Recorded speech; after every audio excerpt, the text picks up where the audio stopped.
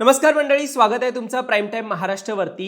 2 जानेवारीला अर्ज मागे घेण्याची एक शेवटची मुदत होती। त्यानंतर 3 जानेवारीला अधिकृत उमेदवार जो आहे, कोणत्या पक्षाचा कुठे लढणार आहे हे सगळं क्लिअर झालेलं आहे। कोण कुणाच्या विरोधात उभं राहील, कशा प्रकारे युती असेल हे सगळं 3 तारखेला क्लिअर झालेलं आहे। कारण की काही लोकांनी अर्ज मागे घेतलेत आणि जो संघर्ष आहे तो कमी झालेला आहे आणि कुठेतरी बिनविरोध देखील उमेदवार निवडून येत आहेत। अशा सगळ्या गोष्टी 3 तारखेनंतर घडल्यात। आता पुढचा टप्पा आपल्याला माहिती आहे मतदानाचा असेल, महत्त्वाचा म्हणजे, पण त्यामध्ये प्रचार आता सुरू होईल आणि आज म्हटलं जात आहे की जवळजवळ 20 वर्षानंतर राज ठाकरे हे शिवसेना भवनात जाणार आहेत, कारण की आज त्यांचा जाहीरनामा प्रसिद्ध होणार आहे।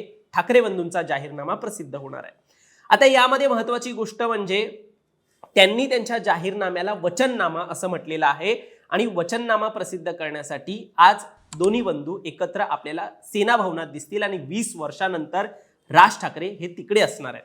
आता यामध्ये दोन्ही बंधूंनी जरी हा वचननामा प्रसिद्ध करण्याचं ठरवलं असलं तरी शिवसेना आणि मनसे बरोबर, ठाकरेंच्या शिवसेना आणि मनसे बरोबर शरद पवारांची राष्ट्रवादी देखील युतीत असल्या कारणाने या तिन्ही पक्षांचा हा जाहीरनामा असेल। आपल्याला प्रश्न असेल की या जाहीरनाम्यात काय असू शकतं, आज काय राज ठाकरे आणि उद्धव ठाकरे त्यांच्या जाहीरनाम्यातून मुंबईकरांना आवाहन करतील की आम्ही या विषयावरती तुमच्यासाठी काम करणार आहे, ते विषय काय असतील। तर याबद्दल सांगायचं झालं तर काही संकेत अगोदरच दिले गेलेले होते। म्हणजे शिवसेना उद्धव बाळासाहेब ठाकरे आणि महाराष्ट्र नवनिर्माण सेना या दोघांचा एक मिनी जाहीरनामा जो होता तो अगोदरच ज्युनियर ठाकरे यांनी प्रसिद्ध केला होता। त्यांनी काही प्रेझेंटेशन जे आहे ते एक 2 का 3 तारखेलाच केलं होतं। त्यामुळे आपल्याला ते माहिती आहे की पुढे हेच मुद्दे त्यांच्या जाहीरनाम्यात देखील असू शकतात। आता ते मुद्दे काय आहेत ते मी तुम्हाला सांगतोच। आता जेव्हा आदित्य ठाकरे आणि जे अमित ठाकरे आहेत त्यांनी उमेदवारांशी, मुंबईतील उमेदवार जे त्यांचे उमेदवार आहेत त्यांच्याशी संवाद साधताना काही 16-17 मुद्द्यांची यादी जाहीर केली होती आणि त्या 16 मुद्द्यांचं प्रेझेंटेशन करताना काही महत्त्वाचे मुद्दे मांडले होते। आता ते नेमके मुद्दे काय आहेत हे मी सांगण्याची सुरुवात करतो। दरम्यान तुम्ही चॅनलवर नवीन आलाय तर लगेच सबस्क्राईब करा प्राईम टाइम महाराष्ट्राला, कारण असे राजकीय घडामोडी जे आहेत ते आम्ही तुमच्यासाठी घेऊन येत असतो। माझं नाव ओमकार साळवी आणि आपल्या या यादीला एक सुरू करूया, काय काय महत्त्वाचे मुद्दे जाहीरनाम्यात असू शकतात हे जाणून घेण्यासाठी हा विषय सुरू करूया। तर पहिला मुद्दा म्हणजे मुंबईची जमीन ही मुंबईकरांच्या घरासाठी असेल असं त्या जाहीरनाम्यामध्ये, एक वचननाम्यामध्ये म्हटलं जाईल असं म्हटलं जातं। कारण की बीएमसी स्वतःचं गृहनिर्माण प्राधिकरण देखील सुरू करणार आहे असं आधीच आदित्य ठाकरे आणि अमित ठाकरे यांनी त्यांच्या प्रेझेंटेशन देताना घोषित केलं होतं। त्यामुळे 1 लाख मुंबईकरांना यामधून परवडणारी घरं मिळू शकतात असा एक वादा जो आहे तो आपल्याला त्यांच्या वचननाम्यात दिसू शकतो, ज्यामध्ये महापालिका असतील, शासकीय कर्मचारी असतील आणि पोलीस प्रशासन असेल आणि गिरणी कामगार असतील, असे जे मूळ मराठी माणसं आहेत त्यांना तरी या परवडणारी घरांमध्ये एक प्राधान्य दिलं जाईल अशा एक वचननाम्यामध्ये गोष्टी असू शकतात। दुसरं म्हणजे किशाला परवडणारा बेस्ट प्रवास। आता आपल्याला माहिती आहे जेव्हापासून प्रशासकीय राजवट जी आहे मुंबईमध्ये लागू झाले त्याच्यानंतर काही दिवसांमध्ये बसचा प्रवास जो आहे तो पुन्हा महागलेला। जे अगोदर 5 रुपये ते 10 रुपये पर्यंत आपण प्रवास करत होतो तो वाढलेला।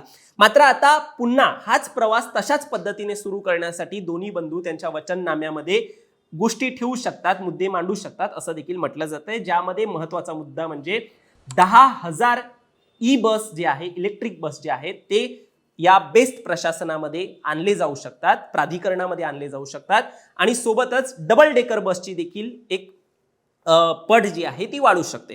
पुढे अजून तिसरा मुद्दा आपण पाहू शकतो त्यांच्या जाहीरनाम्यात, नवी एक वैद्यकीय महाविद्यालय देखील सुरू केले जाऊ शकतात, ज्यामध्ये आरोग्यावरती एक प्राधान्य असू शकतं आणि जे नवीन डॉक्टर बनण्यात इच्छुक आहेत त्यांच्यासाठी ही नवी वैद्यकीय महाविद्यालय खूप महत्त्वाची एक जबाबदारी जी आहे ती त्या विद्यालयांवरती असतील की जे नवे युवक येतात, डॉक्टर बनण्यास इच्छुक असतात, त्यांच्यासाठी ही महत्त्वाची संधी इथून असू शकते।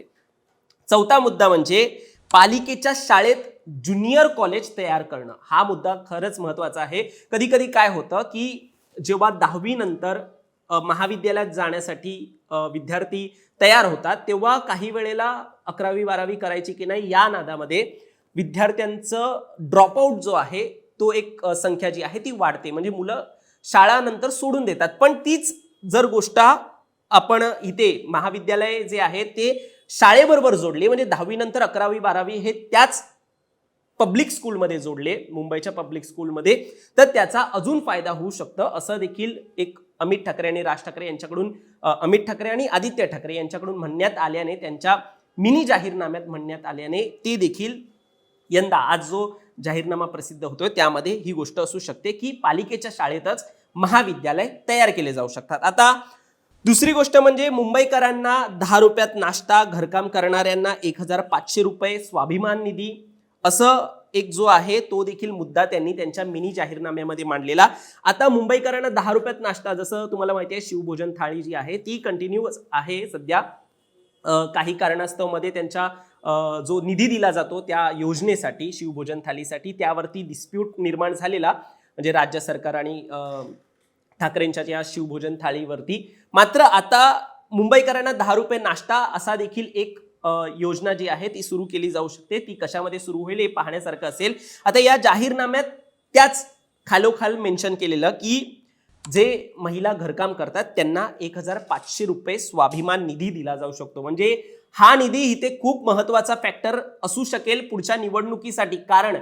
कारण जसं तुम्हाला माहिती आहे की जे महिलांसाठी लाडकी बहीण योजना सुरू करण्यात आली होती त्यानंतर खूप मोठा फायदा जो आहे तो झालेला, राज्य सरकारला झालेला, विधानसभेमध्ये झालेला. त्यामुळे हा फॅक्टर मुंबईच्या पालिका निवडणुकीसाठी जाहीरनाम्यात आणणं खूप महत्वाचं म्हटलं जात आहे. त्यामुळे हा जर आता मिनी जाहीरनाम्यामध्ये ही गोष्ट जर मांडली आहे, मग ती जाहीरनाम्यात आली म्हणजे विचार करा पुढे याचा कसा फायदा होऊ शकतो. आता याशिवाय देखील स्वयं रोजगार जो आहे तो निर्माण करणं आणि त्याशिवाय अर्थसहाय्य देणं, युवकांना देणं, या सगळ्या गोष्टी देखील त्यांनी त्यांच्या मिनी जाहीरनाम्यामध्ये मांडल्या होत्या. 2 तारखेला जो एक उमेदवारांशी संवाद साधताना हा जो मिनी जाहीरनामा मांडण्यात आला त्यावेळेला हा मुद्दा देखील यामध्ये होता. आता याशिवाय महत्वाचा मुद्दा म्हणजे कर प्रणाली जी आहे त्यामध्ये मालमत्ता कर एक असतो तो माफ केला जाईल मुंबईमध्ये. हा एक महत्वाचा फॅक्टर देखील जाहीरनाम्यामध्ये असू शकतं आणि तो अगोदर देखील आदित्य आणि अमित ठाकरे यांनी त्यांच्या भाषणामध्ये सांगितला होता.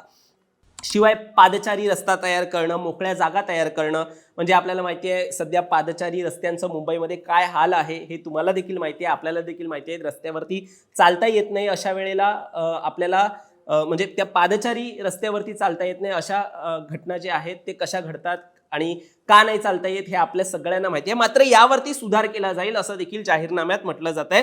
शिवाय मुंबईकरांना मोकळा श्वास देण्यासाठी पर्यावरणावरती काम केलं जाईल असं देखील अगोदर सांगण्यात आलंय. आता 10व्या मुद्द्यावरती येतो पुन्हा. मुंबईत रस्त्याचं बांधकाम जे आहे ते अजून सुरळीत केलं जाईल असं आश्वासन जे आहे ते पुढे देण्यात येणार आहे असं जाहीरनाम्यात येऊ शकतं. कारण की आपल्याला माहिती आहे आता कोस्टल रोड जो आहे तो तयार झालेला आहे. आता कोस्टल रोड तयार झाल्यामुळे त्याला जोडणारे रस्ते जे आहेत ते पुढे निर्माण होऊ शकतात असे देखील एक आश्वासन जे आहे ते पुढे देण्यात येईल. आता महत्वाची गोष्ट म्हणजे 100 युनिट वीज दर मोफत केलं जाऊ शकतो. जो 100 युनिटची वीज जी आहे ती मोफत केली जाऊ शकते हे जाहीरनाम्यात विषय असू शकतो. शिवाय पाण्याचा हक्क जो आहे तो मिळवून देण्यासाठी काही प्रकल्प जे आहे ती उभारली जाऊ शकतात आणि अजून पुढे युवकांसाठी काही काम जे आहेत ते देखील केले जाऊ शकतात असं एक आश्वासन जे आहे. युवकांसाठी देखील आम्ही महत्वाच्या योजना तयार करू हे जे जाहीरनाम्यामध्ये गोष्टी आहेत ते मांडले जाऊ शकतात. आणि मागच्या वेळेला जेव्हा 2 तारखेला त्यांनी हे सगळं सांगण्यासाठी एक बैठक जी होती ती ऑर्गनाईज केली होती त्यावेळेला त्यांनी म्हटलेलं की हा ठाकरेंचा शब्द असणार आहे आणि हा वचननामा म्हणजे ठाकरेंचा शब्द असणार आहे तो पूर्ण केला जाईल. याशिवाय डॉक्टर बाबासाहेब आंबेडकरांच्या नावाने मोठं ग्रंथालय उभं केलं जाईल. आता नक्कीच हा सगळ्यांसाठीच महत्वाचा मुद्दा आहे. म्हणजे फक्त दलित मतदार नाहीच तर मोठं ग्रंथालय जेव्हा उभं राहील तेव्हा प्रत्येक जण याचा आनंद घेईल आणि त्यामुळे ही दादर परिसरात जे चैत्यभूमी परिसराच्या जवळच स्मारक जे उभारलं जात आहे डॉक्टर बाबासाहेब आंबेडकरांचं स्मारक जे उभारलं जाते तिथेच हा ग्रंथालय असू शकतो. हे आपल्याला एक महत्वाची गोष्ट म्हणजे मानायला लागेल या वचननाम्यामध्ये असेल. म्हणजे हे पूर्ण होईल याचं आश्वासन यामध्ये आपल्याला मिळू शकतं, या जाहीरनाम्यामध्ये मिळू शकतं. आता अजून मिनी स्पोर्ट्स कॉम्प्लेक्स जे आहेत म्हणजे युवकांसाठी खेळ जे खेळतात युवक आणि त्यामध्ये जे परिसर असतो एखादा वॉर्ड असेल एखादा प्रभाग असेल त्या प्रभाग 2-3 प्रभागांसाठी मिनी स्पोर्ट्स कॉम्प्लेक्स वगैरे उभारले जाऊ शकतात असं देखील या जाहीरनाम्यात एक विषय असू शकतो. पुढचा विषय म्हणजे मोफत पार्किंगची सोय. हा देखील BMC तर्फे एक योजना जी आहे ती राबवली जाऊ शकते. तुम्हाला माहिती आहे पार्किंगचा किती बट्ट्याबोळ झालेला आहे आपल्या मुंबईमध्ये. सध्या इव्हन ऑड वरती जी पार्किंग होते त्यानुसार आता मोफत पार्किंगची सोय देखील BMC कडून उभारली जाऊ शकते असं देखील एक आश्वासन आहे. आता यामध्ये सगळ्यात महत्त्वाच्या गोष्टी आपण काय घेतल्या पाहिजे व्हिडिओच्या शेवटी ते मी तुम्हाला सांगतो. 700 स्क्वेअर फीट पर्यंत प्रॉपर्टी टॅक्स माफ होणं मुंबईमध्ये सगळ्यात महत्त्वाची जी आश्वासन आहे ते जाहीरनाम्यात असू शकतं. म्हणजे हे मिनी जाहीरनामा जो प्रसिद्ध झाला 2 तारखेला युवा ठाकरेंनी जो एक आपल्याला आश्वासन दिलं त्यामधील जर आपण मुद्दे पाहतो तर त्यानुसार 700 स्क्वेअर फीट पर्यंत प्रॉपर्टी टॅक्स माफ होणं ही एक महत्त्वाची बाब असेल. दुसरं म्हणजे घरकाम करणाऱ्या महिलांना 1500 रुपये हा सन्मान निधी देणं ही एक महत्त्वाची बाब असू शकते. आणि ₹1,00,000 रोजगार सहायता निधी देणं. जे रोजगार करतायत स्वयंरोजगार करतायत त्यांच्यासाठी एवढी रक्कम जी आहे ती अलॉट करणं. आणि बेस्ट तिकीट पुन्हा कमी करणं, पुन्हा तेच अगोदरचे दर होते ते लागू करणं. आणि पालिका क्षेत्रात ज्युनियर कॉलेज उभारणं. आता या सगळ्या जाहीरनामाच्या महत्त्वाच्या गोष्टी असू शकतात ज्या आज मांडल्या जाऊ शकतात. आणि हा ठाकरेंचा शब्द असेल असं एकंदरीत आपल्याला पुन्हा सांगितलं जाईल. आणि यासाठी राज ठाकरे शिवसेना भवनात आज 20 वर्षानंतर जाणार आहे. मात्र तुम्हाला काय वाटतं, याशिवाय अजून काय वचननाम्यामध्ये गोष्टी असू शकतात? तुमचं मत आम्हाला कमेंटमध्ये सांगा. आणि असेच घडामोडी पाहण्यासाठी सबस्क्राईब करा प्राईम टाइम महाराष्ट्राला. धन्यवाद.